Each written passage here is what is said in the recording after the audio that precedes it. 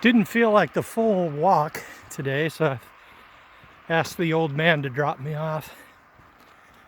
Good times. I was just looking at one of those many van life videos where this 20-year-old chick, they all look the same practically. And they basically have these vans, right?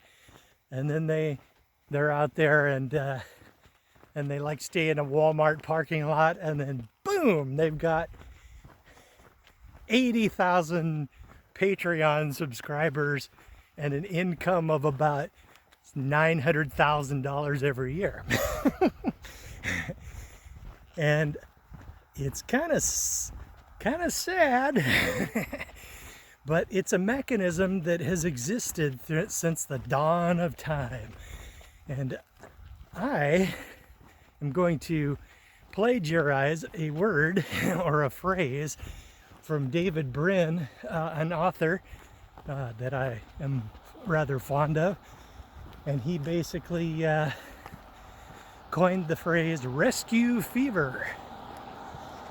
And what that is where, pardon the noise,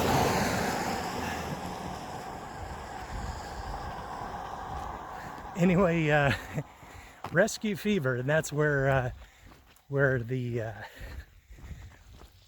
guy, right, if he sees a woman who's in danger or in distress or in need, and we just have this basic, really strong instinct to come to the rescue and all that, right?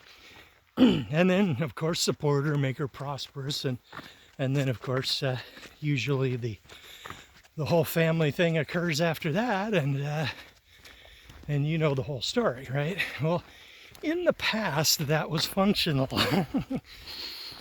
Nowadays, it's not functional. Now, rescue fever, that's where, so basically these women, right, they have like a whole army of Patreon subscribers. And they just, massive, insane amounts of money. But times have changed. Rescue fever is no longer a functional reproductive strategy for a guy. We are valued for our resources and our productivity and all that good stuff. And we have such a prosperous society that we no longer we're no longer all that valuable to a woman, because they have the government to take all our money, by force. So they don't need to meet us halfway, So it's, it's kind of unfortunate. But the problem with that, they are prosperous now. They no longer need us, true. But but the problem is we have not been released.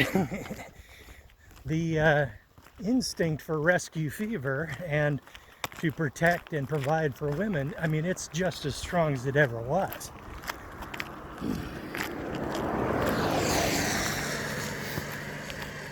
So we're here. So here we are. We need them more than they do, especially when we're in our 20s.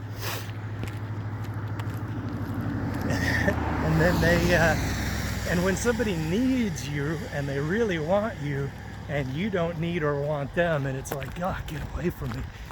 That's why they would be reacting with such exasperation as a general rule, And it's not a perfect world, but at least we're not dying of like scurvy and stuff that these days that often.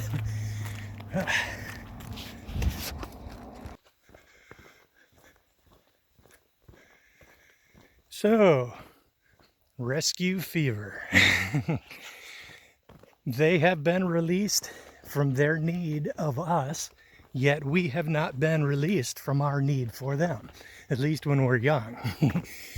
So the only thing we can do is just watch what we do and watch what we think and watch and try to warn other guys about what we're dealing with, because rescue fever is just, it's just ready to turn us into a freaking slave to some woman. It's and it's unfortunate because it was designed or developed or evolved to basically you know, make men and women partners. And that is the way it should have been, but that is long gone. We are no longer partners. It's a host-parasite situation, at least when you apply government force. Oh, that's a nice truck. Tires are bigger than I like, though. Almost looks like super singles. That's kind of neat. But hold on for just a moment. So it's kind of interesting how rescue fever is kind of like the male equivalent of hypergamy. Basically, it's a reproductive strategy that used to work, and actually rescue fever works freaking amazing for women. Their ability to show vulnerability or demonstrate vulnerability, like high-heeled shoes and the wobbly, unsteady gait that causes a guy to want to, you know, support them, help them, keep them from falling and breaking their skull. So basically, oops, hold on. So both rescue fever and hypergamy are designed to partner men and women up, and but these days all it does is cause a woman to be able to wrap a guy around her finger and then drain him of his resources, then apply government force and harvest the rest of everything he has, and then obliterate him in divorce court and set him up with a massive amounts of debt and an insane amount of child support and alimony that has been shoved through the stratosphere because the judge says, oh, I think that you, if you worked a little harder, you could make more. They base the freaking thing, they call that imputed income. They base the income on a higher level than you ever earned. But they say, well, you don't have to support a woman. So therefore, we're going to take all your money. So, as everybody always says, or all MGTOWs anyway, a woman's appearance of vulnerability is her strength. I mean, when a woman is vulnerable, it attracts men to come and help, right? That's why oftentimes women can just jump into foreign countries and just be, you know, feel reasonably safe, because every time you turn around, somebody's ready there to help them, you know. And how do feminists see this? What they see is a self-centered desire of men to descend upon vulnerable women and pump and dump them with superior economic force in a way that is like the equivalent of financial rape or something, right? Well, there's a point, that is a point, you know, women are attracted to greater power and wealth. They always have been. But saying that is that's like force is, it's like over the top. And I'm home.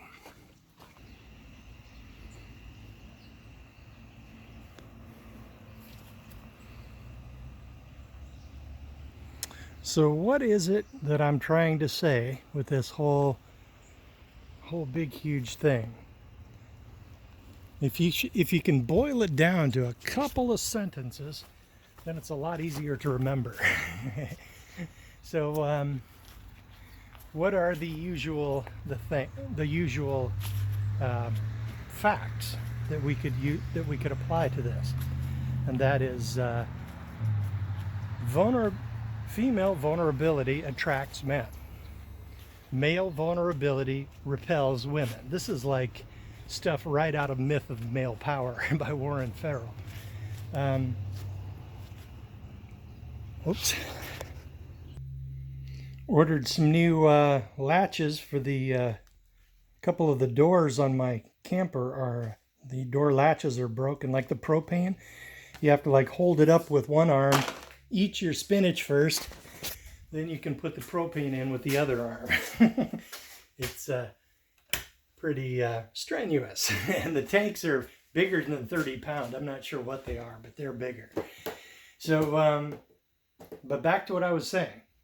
Female vulnerability or women's vulnerability attracts men. Men's vulnerability repels women.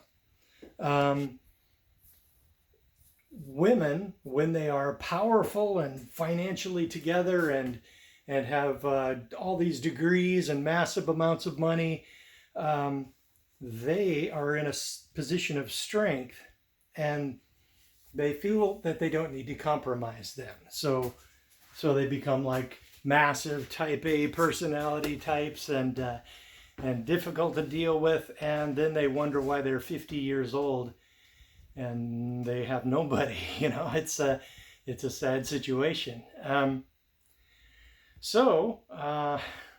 Okay, so male vulnerability repels women. Female vulnerability attracts men. Hypergamy exists. Female power and wealth means nothing to a man, because we know darn well that we will never see any of that. And everything, every last little penny, if she happens like take you on vacation, every time you draw breath in her presence, she will demand that you remember that and be thanking her for that at least 5 times a day. But anything you do for her will be forgotten. Boom, you're immediately starting from zero every single day. And men are very much aware of that, and that's one of the reasons we're walking away. So, hypergamy. Female wealth means nothing to a man, because we know darn well we're not going to see any of it. And on top of that, it all has strings attached to it. And the only thing that means is that it increases our vulnerability, because when a woman gains a lot of financial power, divorces shoot through the ceiling, and then she's off looking for another guy who basically checks the check marks for her, you know, more money, more power, or whatever. But on top of that, the female equivalent of rescue fever is hypergamy. So men are very much attracted to women who are in a vulnerable situation. It's just normal. I mean, and then in history, men would rescue women, and then families form kids, grandkids, and life, right? But women, of course, or feminists say, which is like most women, they say, oh, I'm not a feminist. But when it comes down to profit, they will apply that power of feminism and wring every penny they can out of you while saying, oh, I'm not like the others. Okay, so female hypergamy, I mean, that still exists, but the problem is with government force, she can pair off with a guy and then effectively marry his money, then throw the guy away and take the money. That is not a functional situation these days. And men who, and then they have the nerve to be all angry and upset and even more dismissive and derisive and you know, like critical of men because we're not stepping up and getting married. So, rescue fever. It's the equivalent of hypergamy, in my opinion. And I think I've probably said it enough. In other news, I'm still working on the cancer. I'm still doing the vitamin C megadose IVs. I got one scheduled for tomorrow, and I take those in a fasted state. I didn't eat anything today. I'm not eating anything today. And I'm not eating anything tomorrow because those vitamin C molecules look very much like sugar. And it's my opinion that if I don't eat, then the effect of the cancer cells sucking in the vitamin C, which looks like sugar to them, should be magnified, and I should get more apoptosis, more cellular tumor death, right? And of course, I'm doing, on top of that, I'm doing the MSM and bloodroot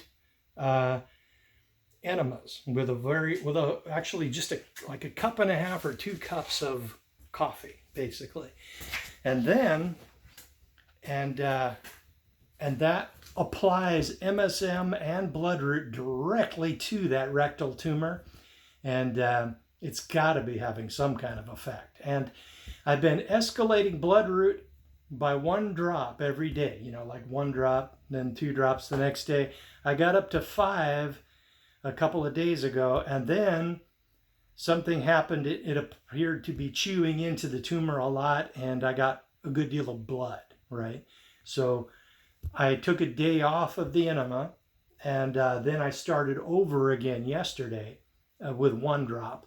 And I'll probably just go up to 4 drops and then probably take a day off or something and sort of pulse it like that.